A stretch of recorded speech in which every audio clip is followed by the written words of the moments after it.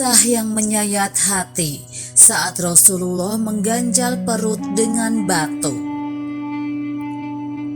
Dikutip dari Muslimah Daily, jika membayangkan sosok pemimpin dan penguasa, kita pasti akan membayangkan kehidupan yang lebih dari cukup, kenyamanan dan fasilitas istimewa lainnya.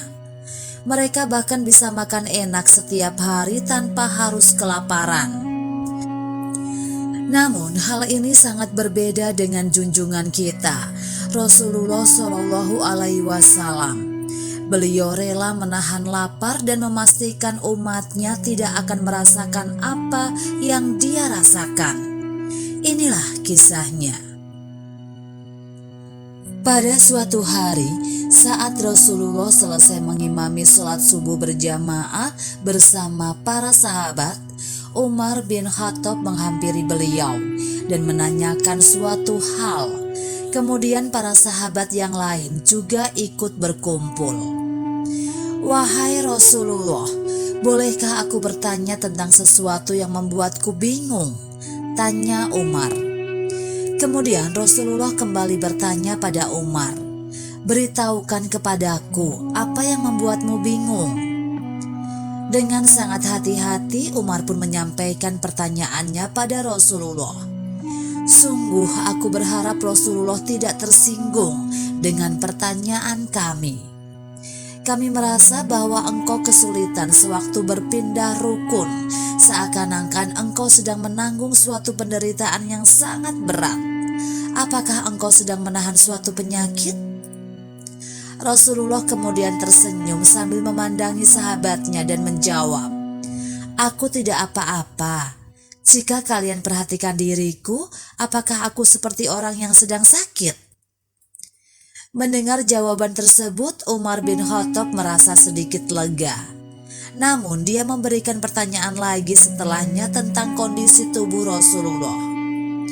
"Wahai Rasulullah, kenapa setiap kali engkau menggerakkan tubuh, kami merasa seolah-olah mendengar sendi-sendimu berbunyi?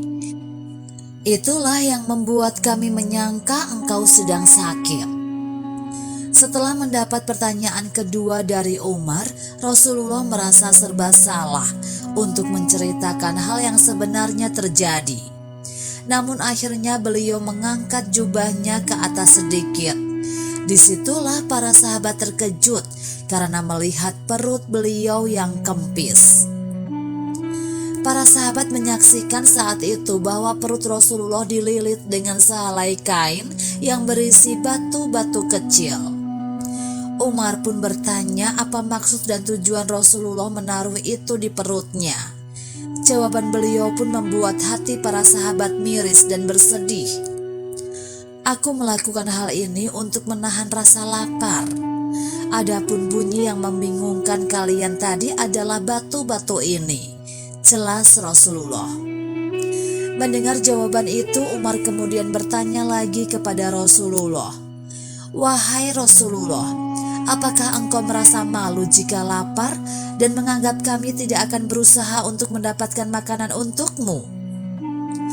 Rasulullah menjawab dengan lembut, tenang dan menyenangkan sahabatnya itu, bahwa beliau sangat yakin para sahabat tidak akan membiarkannya kelaparan, tetapi dia memikirkan tanggung jawabnya sebagai pemimpin umat. "Bukanlah demikian, wahai para sahabatku. Aku tahu kalian tidak akan membiarkan aku kelaparan seperti ini. Aku tahu kalian pasti akan berbuat sesuatu untuk membantuku. Namun apakah yang akan aku jawab di hadapan Allah nantinya? Aku adalah seorang pemimpin, jadi tidak selayaknya aku membebani orang yang aku pimpin," ujar Rasulullah. Jawaban tersebut sungguh membuat Umar dan sahabat lainnya terkagum.